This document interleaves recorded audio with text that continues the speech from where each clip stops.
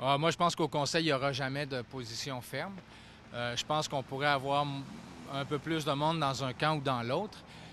Mais même si on convainc trois, quatre conseillers de plus, ça ne changera pas la perception que les gens ont dans la population qu'on va trop vite dans un projet qui va trop cher et qu'on n'a pas expliqué. Fait que si on met en place un processus où on peut évaluer l'ensemble des options à leur juste valeur, expliquer aux gens notre raisonnement, puis voir s'il y en a un peu plus qui nous suivent, peut-être avant Noël, là.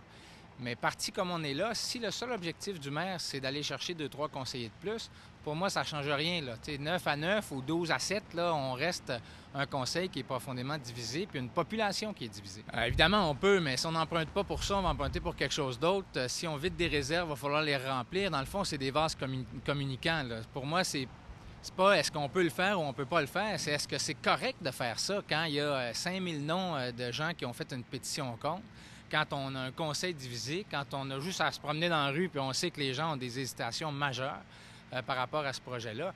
Est-ce que contourner le système puis ne pas faire de référendum, c'est la meilleure solution? Je suis loin d'être convaincu.